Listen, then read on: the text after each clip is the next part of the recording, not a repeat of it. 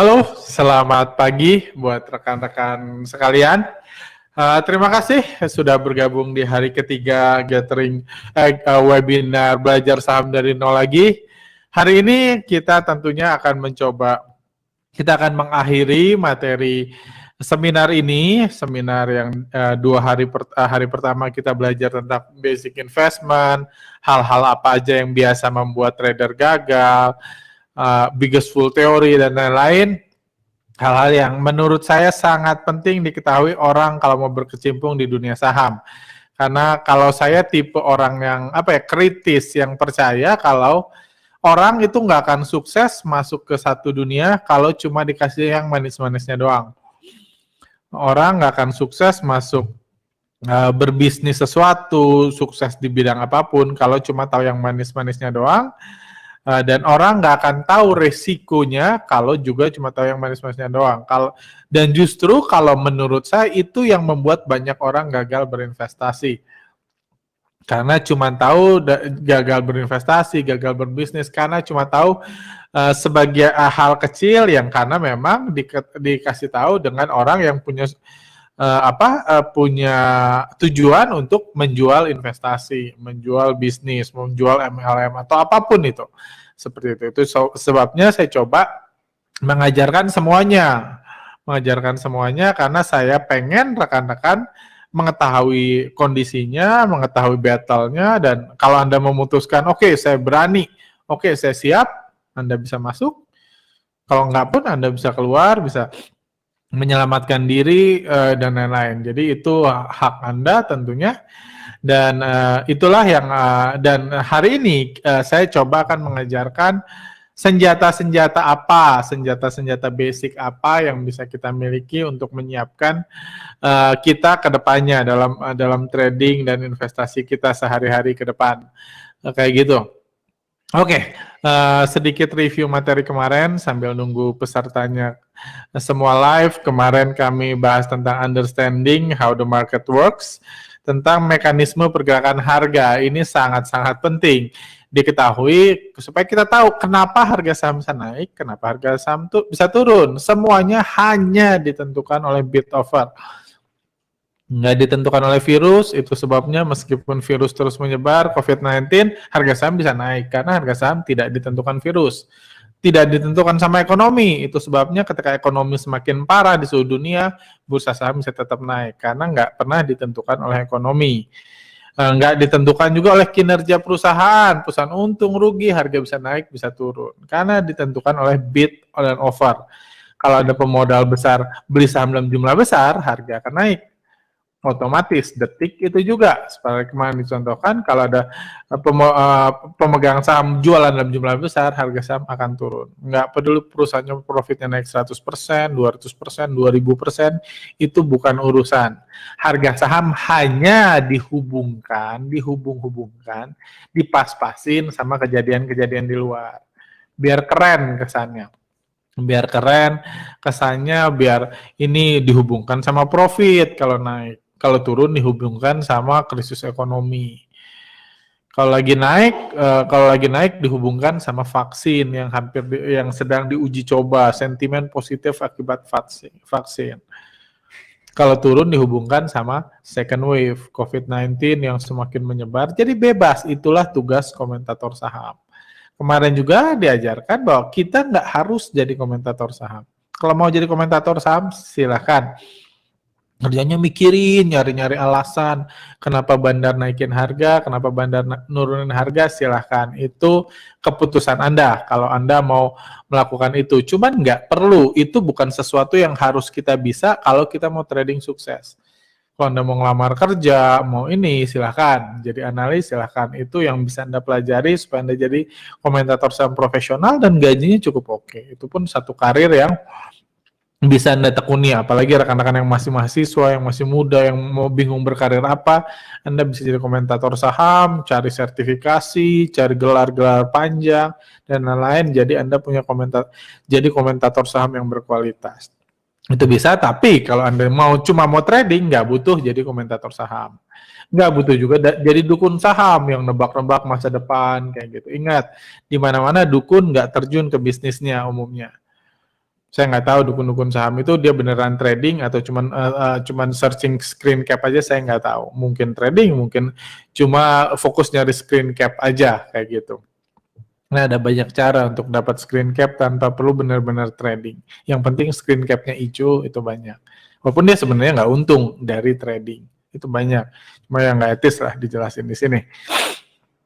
Kayak gitu. Jadi ada orang yang fokusnya jadi dukun saham, dan ingat, pengusaha itu bukan dukun. Pengusaha properti bukan orang yang fokus ngeramal gitu, harga rumah gua bakal naik tanggal segini, jam segini gitu, atau bakal naik sampai harga segini, enggak kan. Trader, investor itu pengusaha yang nyari untung di bursa saham. Dia nggak harus jadi dukun. Ya, jadi itu profesi yang berbeda. Seperti itu. Kemarin juga belajar tentang harga saham yang digerakkan oleh Bandar, gelombang cinta, siapa itu Bandar, simply sutradara saham yang mengatur skenario pergerakan harga saham. Saham bisa nggak ada bandarnya? Bisa, tapi nggak gerak. Kayak gitu. Nggak gerak, harga sahamnya tidur, nggak kemana-mana, bisa. Kayak gitu. Kemarin juga ada peta kepemilikan, itu sebabnya bursa saham disebut pasar modal, capital market. Karena yang punya modal loh yang mengendalikan harga. Didesain untuk memang didesain untuk seperti itu. Untuk dikendalikan sama pemodal besar. Semakin banyak uang Anda, semakin banyak saham Anda bisa mengendalikan harga saham ke atas dan ke bawah, dan itulah yang disebut bandar. Seperti itu.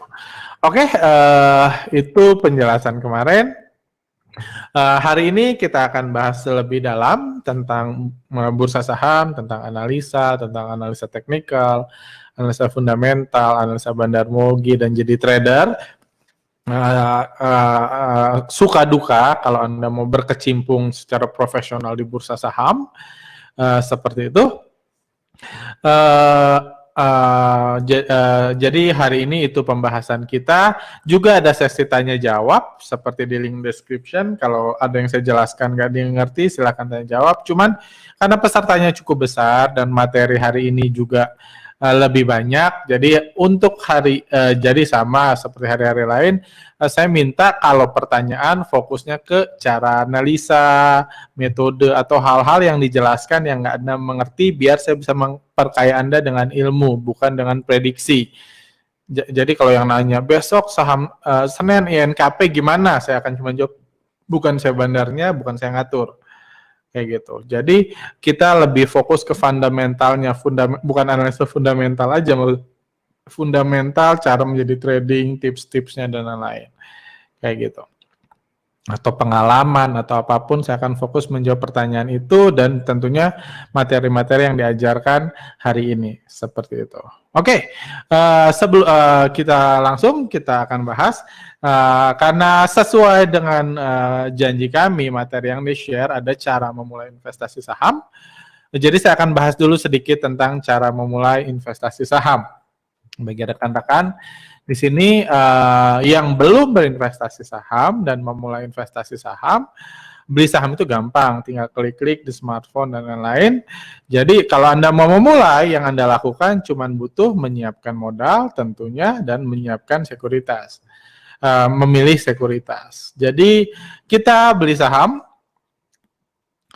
kita beli saham itu nggak ke perusahaannya. Anda nggak bisa ke Bank BCA nanya, saya mau beli saham BCA. Kalau Anda datang ke Bank BCA mau beli saham BCA, bilang BCA udah nggak jual sahamnya lagi. Sahamnya udah dimiliki pemegang saham. Pemegang saham bisa bertransaksi antar pemegang saham itu di bursa saham melalui sekuritas. Jadi kita nggak bisa datang ke kantor pusatnya Indofood bilang mau beli saham Indofood.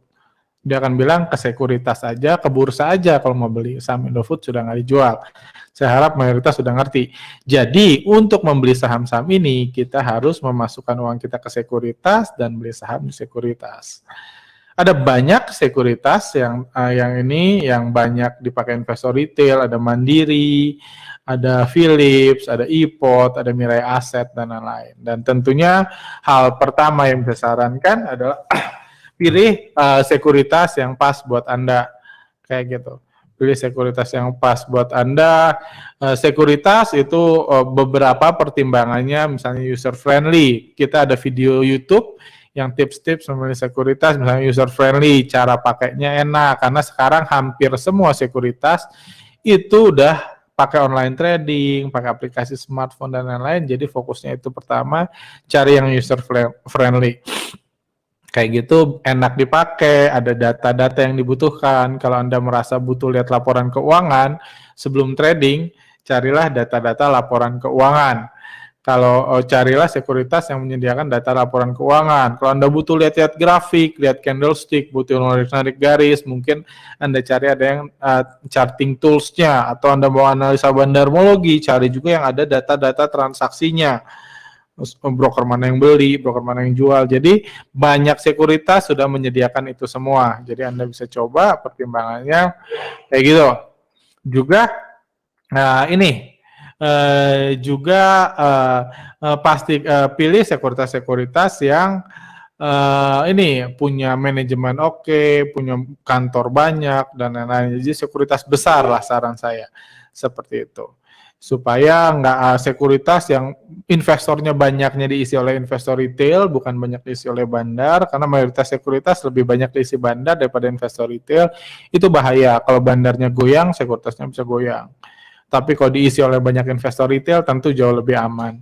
Seperti itu. Juga pertimbangan lain ada setoran awal, fee beli, fee jual gitu, fee transaksi ya ada yang mahal, ada yang murah seperti itu.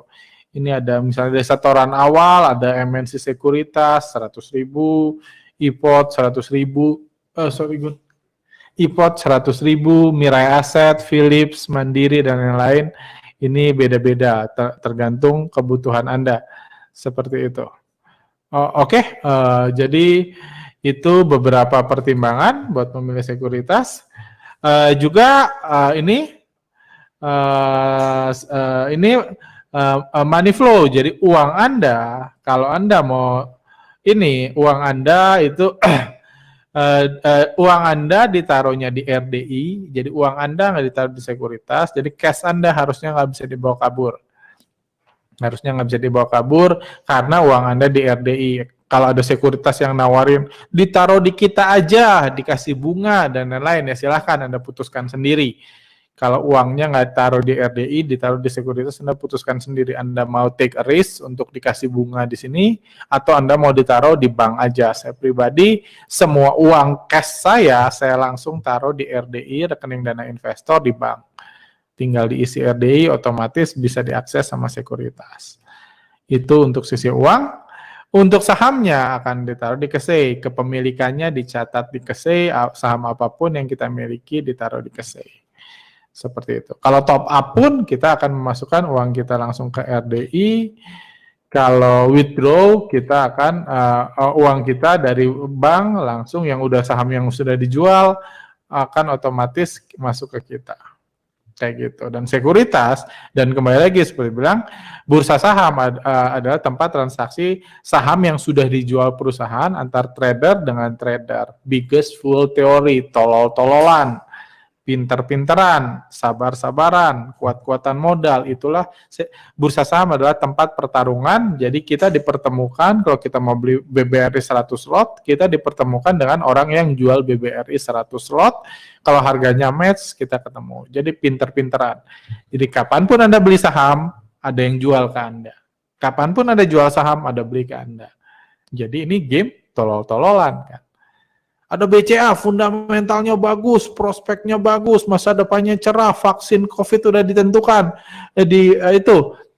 ditemukan, misalnya seperti itu. Dalam kondisi itu Anda beli saham BCA, beli saham BRI misalnya 100 lot. Ketika Anda beli, ada orang yang dengan pertimbangan yang sama, BRI fundamentalnya bagus, prospeknya cerah, COVID-19 vaksin sudah ditemukan, dengan pertimbangan yang sama, dia jual ke Anda.